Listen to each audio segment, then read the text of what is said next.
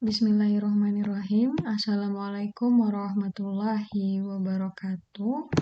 Salam sehat selalu teman-teman semua.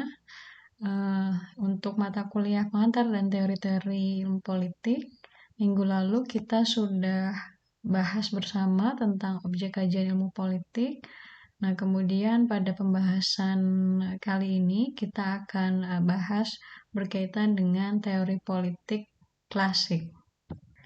Nah, berkaitan dengan materi teori politik klasik, tentu nanti tidak akan terlepas dari pemikiran-pemikiran para filsuf di era Yunani kuno. Kenapa di era Yunani kuno? Diawali dari bahwa politik itu dianggap bukan hanya seluruh aspek kekuasaan yang ada di dalam negara, tetapi juga melingkupi semua bidang kehidupan bernegara. Jika politik hanya dipandang sebagai aspek kekuasaan yang ada di dalam negara, maka itu adalah persepsi politik dalam arti yang sempit, begitu. Nah, maka agar dapat menempatkan politik itu pada lingkup sejarah yang lebih luas atau pemikiran yang lebih luas, kita perlu belajar teori politik itu dari era Yunani klasik, di mana konsep atau teori politik itu muncul pertama kali memang dalam era Yunani klasik, di mana muncul pemikiran soal politik dari berbagai filsuf. Nah, mengapa demikian? Karena dari para ahli teori politik menyatakan bahwa tidak ada tempat yang lebih baik untuk mencari jawaban atas pertanyaan-pertanyaan fundamental politik dalam hal ini daripada dari dunia Yunani klasik. Mengapa demikian? Karena memang di era Yunani klasik, tempatnya di sebuah polis Athena, itu menjadi tempat pertama kali lahirnya teori politik dari para filsuf, diantaranya filsuf Socrates, Plato, dan Aristoteles, di mana teori politik itu dianggap sebagai the master science. Nah, Plato dan Aristoteles juga Socrates ini merupakan pemikir atau filsuf pada masa Yunani yang dikenal dengan berbagai pemikiran-pemikirannya, di mana Aristoteles sendiri dikenal dengan pemikiran-pemikiran yang empiris dan realistis dibandingkan dengan Plato sebagai gurunya, begitu, yang arah pemikirannya lebih ke utopis dan idealis. Karena memang Aristoteles ini adalah salah satu muridnya dari Plato, maka wajar pemikiran-pemikiran atau gagasan-gagasannya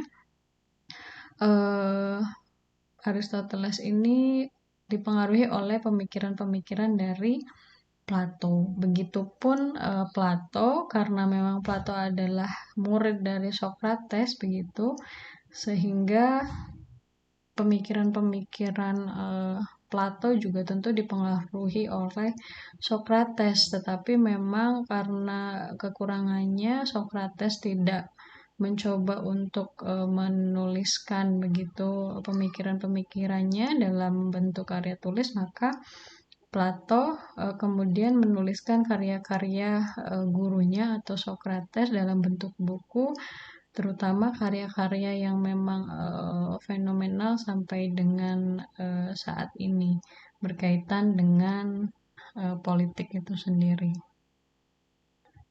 Nah, untuk itu kita akan ulas satu persatu berkaitan dengan teori politik klasik ini dari ketiga filsuf di masa Yunani. Nah, filsuf yang pertama adalah Socrates. Jadi, dari Socrates bahwa teori politik itu terkait dengan kekuasaan, di mana kekuasaan tersebut merupakan tanggung jawab atau adalah salah satu wewenang yang diberikan kepada negara tugas dan tanggung jawab negara tersebut diantaranya adalah untuk memajukan kebahagiaan para warga negaranya dan membuat jiwa-jiwa mereka itu menjadi sebaik mungkin. Ini adalah pemikiran Socrates berkaitan dengan makna dari politik itu sendiri yang dianggap sebagai bagian dari kekuasaan dan tugas negara, di mana upaya-upaya untuk memajukan kebahagiaan para warga negaranya dan memang membuat jiwa-jiwa warga negaranya menjadi jiwa yang sebaik mungkin. Ini adalah pemikiran awal politik dari Socrates sebagai seorang filsuf yang terkemuka pada saat itu, yang memang kritis, begitu tidak mudah percaya dengan sesuatu apapun tentang kebenaran, sehingga fokus pada penggunaan akal begitu yang secara terus-menerus memunculkan pengetahuan itu dari satu bentuk keraguan-raguan dengan cara menanyakan berbagai kebajikan atau berbagai pertanyaan-pertanyaan itu agar benar-benar dipahami. Kemudian Socrates menjawab berbagai pertanyaan tersebut sehingga orang yang bertanya itu pada akhirnya kehabisan pertanyaan begitu. Nah, di mana pada saat itu Yunani itu terdiri dari polis atau negara-negara kota yang sudah cukup mandiri begitu. Mereka mencoba untuk selalu memiliki ikatan yang memang senantiasa menyatukan, sehingga kesadaran ini membuat mereka bersatu ketika mereka menghadapi berbagai ancaman dari luar, sehingga itu adalah alasan membuat polis-polis yang ada di era Yunani pada saat itu kemudian bersekutu gitu. Maka pada saat itu puncak kejayaan Yunani sekitar abad ke-5 sebelum Masehi, kemudian mulai mencapai puncaknya begitu hingga akhirnya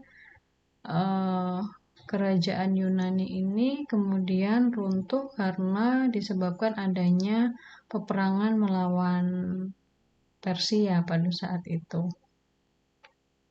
Namun tentu keadaan pada saat itu menimbulkan atau mampu meninggalkan peradaban yang luar biasa di balik kehancurannya, sehingga melahirkan filsafat politik yang cukup mengagumkan dunia. Seperti pada saat itu kemudian lahir seorang filsuf yang juga mengagumkan begitu seperti gurunya Socrates, yaitu pemikiran-pemikiran dari Plato. Nah, ini sejarah kelahiran Socrates pada 469 sebelum Masehi, yang memang secara kritis tidak mudah percaya dengan sesuatu apapun tentang kebenaran, seperti yang sudah tadi saya ulas sebelumnya.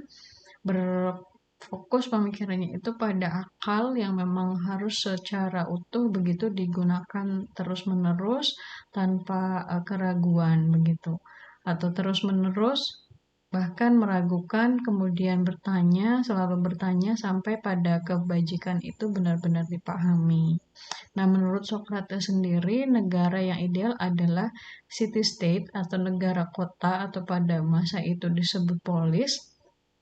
Anggapan dari Socrates adalah negara yang tidak terlalu luas dan tidak terlalu kecil. Negara luas karena kenapa kalau negara terlalu luas? Karena negara yang luas itu akan sulit untuk menjaganya, sementara negara yang terlalu kecil itu akan sulit untuk dipertahankan. Karena masih terlalu kecil, maka negara tersebut pasti mudah untuk dikuasai. Ini pemikiran politik menurut Socrates. Nah, kemudian murid dari Sokrates ini adalah filsuf Plato, di mana secara garis besar gagasan dari politik menurut Plato itu adalah gagasan tentang hak kepemilikan bersama, tentang kolektivisme atau komunisme. Nah, seperti yang sudah diulas sebelumnya juga, karena memang Plato ini adalah murid dari Sokrates, maka pemikiran-pemikiran Sokrates juga diadaptasi begitu oleh Plato. Namun bedanya pemikiran Plato ini berpikir utopis dan idealis, di mana ya tadi tidak berdasarkan pada metode-metode atau realitas tertentu, tetapi berdasarkan hasil pemikiran begitu, di mana menurut Plato negara yang ideal itu menganut prinsip yang memang mementingkan kebajikan. Nah, kebajikan sendiri menurut Plato adalah pengetahuan. Sehingga apapun yang dilakukan atas nama negara harus dengan tujuan untuk mencapai kebajikan. Nah, atas dasar itulah kemudian Plato memandang perlunya kehidupan bernegara. Nah, karena memang kebajikan menurut Plato adalah pengetahuan, maka negara juga harus dipimpin oleh orang-orang yang memiliki pengetahuan dan akal budi. Kemudian di era inilah muncul varian baru dalam sistem kekuasaan, yaitu aristokrasi, di mana memang penguasa itu atau negara itu dipimpin oleh orang yang memiliki pengetahuan. Nah, filsuf ketiga dari teori politik klasik ini adalah Aristoteles, yang juga dikenal sebagai bapak dari ilmu politik itu sendiri, di mana menekankan pada dasarnya teori politik itu berkaitan dengan peranan warga negara dalam negaranya. Menurut Aristoteles, politik itu adalah segala aspek yang berkaitan dengan kehidupan sosial dalam kota, atau istilahnya itu negara kota atau polis. Selain itu juga menurut Aristoteles bahwa politik itu juga berkaitan dengan soal etika, kodrat manusia, pengetahuan, masalah internal keluarga, dan lain-lain. Selain itu, menurut Aristoteles juga bahwa politik itu adalah hal-hal yang memiliki dampak pada kehidupan masyarakat dalam polis atau negara kota itu sendiri, di mana dicoba dituliskan oleh Aristoteles dalam bukunya yang berjudul Politikon. Kemudian Aristoteles juga menyatakan dalam bukunya bahwa polis itu sebagai bentuk abstrak adalah sehimpunan hubungan sosial yang ada dalam satu wilayah. Nah, selain itu juga pemikiran dari Aristoteles bahwa yang dianggap sebagai warga negara dalam satu lingkup pemerintahan adalah mereka yang memang turut ambil bagian atau memiliki kontribusi dalam tata pemerintahan, di mana dalam bentuk negara kota atau polis, organisasi ini bertujuan untuk memberikan kehidupan yang baik bagi warga negaranya. Ini juga berkaitan tadi dengan pemikiran gurunya yang sebelumnya, yaitu Sokrates dan juga Plato, begitu. Sehingga apapun masalah-masalah yang dihadapi oleh polis atau negara kota itu adalah masalah bersama. Kemudian pada saat itu di era Plato muncul ide aristokrasi dalam bentuk negaranya. Kemudian di eranya Aristoteles itu membentuk negara demokrasi secara langsung. Sehingga menurut Aristoteles, polis ini pada intinya maknanya adalah negara masyarakat atau society state yang tidak bisa dipisahkan. Sehingga Aristoteles pada saat itu mulai membagi 3 kekuasaan: kekuasaan tunggal, kekuasaan elitis, dan kekuasaan rakyat. Nah, pembagian ketiga kekuasaan ini menurut Aristoteles ada tunggal, elitis, dan rakyat, di mana maksudnya adalah kekuasaan tunggal ini, di mana kekuasaan pemerintahannya itu hanya memang dikendalikan oleh satu orang saja, begitu. Artinya kekuasaan yang memang terpusat pada satu tangan, dan itu bisa dalam bentuk kerajaan begitu atau monarki, salah satu bentuknya. Kemudian kekuasaan yang elitis adalah bentuk kekuasaan yang memang pemerintahannya itu hanya dikendalikan oleh beberapa orang. Di antaranya memang kekuasaan ini terpusat hanya pada beberapa orang yang bisa dalam bentuk misalnya aristokrasi untuk negaranya. Selain aristokrasi, bisa juga dalam bentuk oligarki. Kemudian kekuasaan rakyat adalah memang kekuasaan yang pemerintahannya itu dikendalikan oleh rakyat, artinya memang pemegang kekuasaan pemerintahan itu pada prinsipnya adalah rakyat. Misalnya dalam bentuk demokrasi, di mana memang kekuasaan pemerintahnya itu dikendalikan oleh rakyat dan ditujukan hanya untuk kepentingan rakyat. Menurut Aristoteles sendiri, bahwa bentuk negara yang paling ideal itu adalah bentuk negara monarki, karena menurutnya negara monarki itu negara yang ideal yang bisa diperintah oleh seorang filsuf yang dianggap arif dan bijaksana. Kemudian di samping itu, Aristoteles juga menyadari bahwa sistem monarki ini dalam kondisi yang real begitu, tentu tidak mungkin dapat lahir seideal yang dipikirkan oleh Aristoteles, di mana memang monarki ini secara pemikiran nyaris tak mungkin ada begitu dalam realitas atau kenyataannya, hingga gagasan-gagasannya hanya bersifat normatif dan sukar atau sulit begitu untuk diwujudkan dalam dunia yang empiris. Oleh karena itu, menurut Aristoteles, dari ketiga bentuk negara itu dalam kenyataan yang bisa diwujudkan adalah negara yang demokratis gitu. Nah, mungkin itu yang bisa saya sampaikan berkaitan dengan teori politik klasik, untuk lebih bisa mengelaborasi berbagai pemahaman dari teori-teori politik klasik, baik dari Socrates, Plato maupun Aristoteles. Kita bisa diskusikan lebih lanjut di sesi diskusi melalui WA Group. Terima kasih teman-teman atas perhatiannya. Wassalamualaikum warahmatullahi wabarakatuh.